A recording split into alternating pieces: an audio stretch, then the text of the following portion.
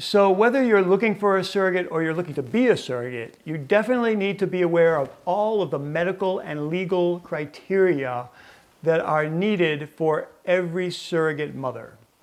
Right, this is the 14-point checklist of the requirements that every surrogate mother needs to meet.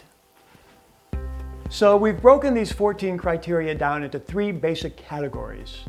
And the first one is not too difficult to understand. This is the medical category, right? And of all of these requirements, the most important is that your surrogate has to have at least one successful, uncomplicated pregnancy. It means every surrogate has to have her own child that was born full term without any complications. Next, there is an age range, and surrogates are generally required to be between 21 and 40 years old.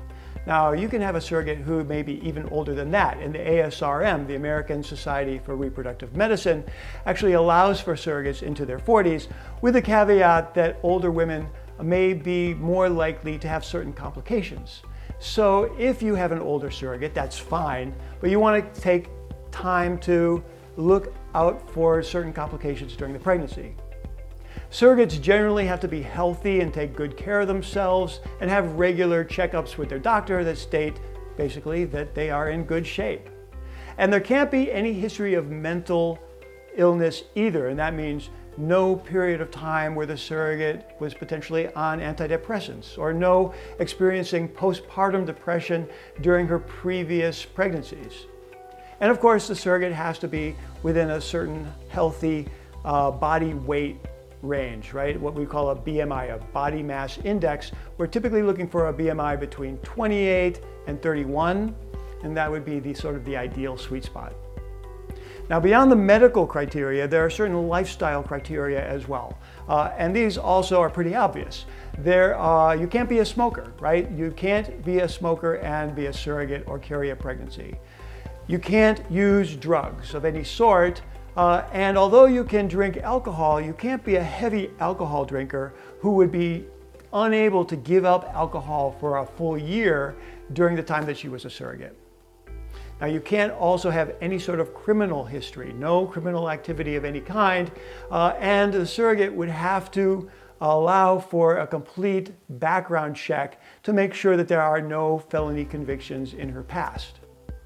And also very important, and often not known, is that surrogates cannot be on any sort of governmental assistance, no government support, no food stamps, no Medicare, no nothing. She needs to be able to support herself and her family separate from the surrogacy program, right? She can't be joining the surrogacy program because she needs that money in order to support herself. Now, the third categories are a little bit more difficult to measure. These are subjective requirements. And for example, your surrogate needs to live in a clean and healthy home environment, right? And that often requires that somebody go and do an inspection of the surrogate's home, make sure that it is clean, make sure that it is a safe place for a pregnant woman to spend the next 9 months. She needs to be in a stable relationship. That does not necessarily mean that she needs to be married. It doesn't necessarily even mean that she has to have a boyfriend. She could be in a stable home relationship.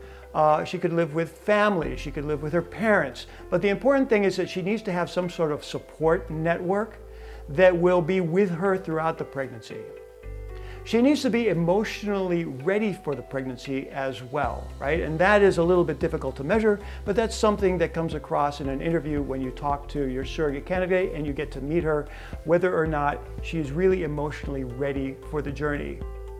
Generally, we're looking for women who have a positive outlook on life, who are optimistic, right? Who see sort of the sunshine rather than the clouds. Those are women who are going to be great surrogates.